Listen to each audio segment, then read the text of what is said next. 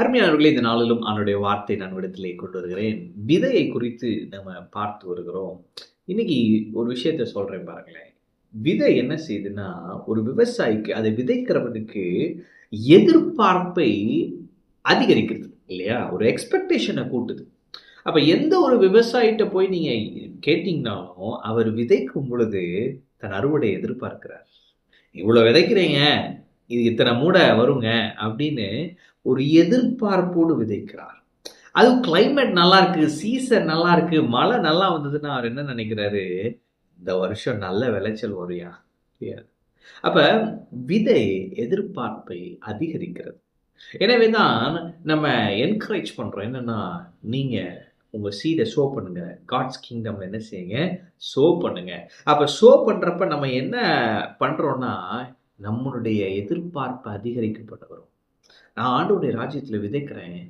ஆண்டவர் எனக்கு வானத்தின் பலகணிகளை திறந்து என்னை ஆசீர்வதிப்பார். அப்ப விதை எக்ஸ்பெக்டேஷனை இன்க்ரீஸ் பண்ணுது. அதனால நான் இன்னைக்கு சொல்றேன், தைரியமா விதைங்க, உற்சாகமாய் விதையுங்கள். நான் பாருங்க உற்சாகமா விதைக்கிறேன். என்னுடைய நெருங்கின பார்ட்னர்ஸ், நெருங்கின பீப்புள், நெருங்கின ஃபேமிலி அவங்களுக்கு நான் என்ன என்கரேஜ் பண்ணுவேன்னா, உற்சாகமா நம்ம என்ன செய்யணும்? சோ பண்ணணும். நம்முடைய மணி என்ன செய்யணும்? சோ பண்ணணும்.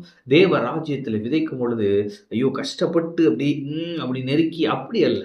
உற்சாகமாய், உற்சாகமாய், மன உற்சாகமாய் நாம் விதைக்கிறவர்களாக இருக்க வேண்டும். உற்சாகமாய் விதைக்கிறவர்களாக நாம் இருக்கும் பொழுது, உற்சாகமான அறுவடையை அறுக்கிறவர்களாகவும் இருப்போம். ஆமென். எனவே எந்த விவசாயம் விதைக்கும் பொழுது அப்படியே சோர்ந்து போய் அப்படிலாம் இருக்க மாட்டாரு. ஒரு பெரிய எக்ஸ்பெக்டேஷன், பெரிய எதிர்பார்ப்போடு தான் என்ன செய்வாரு? விதைப்பார். எனவே நான் உங்களுக்கு சொல்லுகிறேன், காணிக்கை கொடுக்குறப்ப, தசமபாகம் கொடுக்குறப்ப, ஒரு மினிஸ்ட்ரியை சப்போர்ட் பண்றப்ப, உற்சாகமா, சந்தோஷமா செய்யுங்க. ஏன்னா, அந்த விதை வளரும். அந்த விதை பெருகும். அந்த விதை 30ம் 60ம் 100மாக பலன் கொடுக்கிறதா இருக்கும்.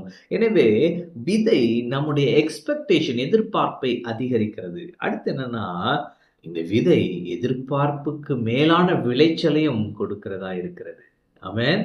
நல்ல ஒரு கண்டிஷன் இருக்கு, கிளைமேட் இருக்குன்றப்ப 10 மூடை தான் வரும் அப்படின்னு நினைக்கிற இடத்துல திடீர்னு ஒரு 40 மூடை வரல எப்படி இருக்கு?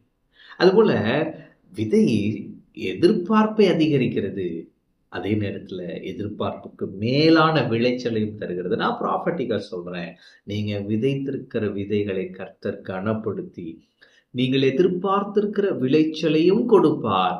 நீங்கள் எதிர்பார்த்திராத பெரிய விளைச்சலை, ஒரு பிக் ஹார்வெஸ்ட் ஆண்டவர் கொடுப்பார். இயேசு ஒரு இடத்துல சொல்லுவார், நீங்க விதைக்காததை அறுக்க நான் உங்களை அனுப்புகிறேன். அப்ப நீங்க விதைக்காததை அறுக்கும் நாட்களாக இந்த நாட்கள் இருக்கிறது. தேவன் நீங்கள் கண்ணீரோடு விதைத்த ஒவ்வொரு காரியங்களுக்கும் பதில் கொடுப்பார். அதே நேரத்துல நீங்க விதைக்காததையும் அறுக்கும்படியாக கர்த்தர் செய்வார். உங்களுடைய வாழ்க்கையிலே குறைவு இருக்கவே இருக்காது. ஏன்னா வசனம் சொல்லுது, அவரை தேடுகிற நமக்கோ ஒரு குறைவும் இல்லை.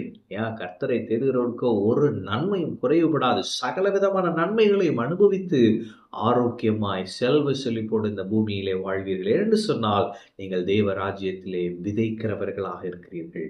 உற்சாகமாய் விதைக்கிறவர்களாக இருக்கிறீர்கள். எனவே ஒரு விசுவாசி அவர் கர்த்தருக்கு காணிக்கை கொடுக்கிறதுக்கும் நீங்க கொடுக்கிறதுக்கும் வித்தியாசம் இருக்கு. ஏன்னா நீங்க விதைக்கிறவர்கள். ஆமென். எனவே விதை எதிர்பார்ப்பை அதிகரிக்கிறது. எதிர்பார்ப்புக்கு மேலான விளைச்சலை கொடுக்கிறது. உற்சாகமாய் கொடுக்கிறவர்களாக இருப்போம். உற்சாகமாய் விதைக்கிறவர்களாக இருப்போம். விளைச்சலை, பெரிய அறுவடையை அறுப்போம். கர்த்தர் நாமம் மகிமைப்படட்டும். ஆமென். கர்த்தர் உங்களோடு இருக்கிறார். கர்த்தர் உங்களை ஆசீர்வதிப்பார்.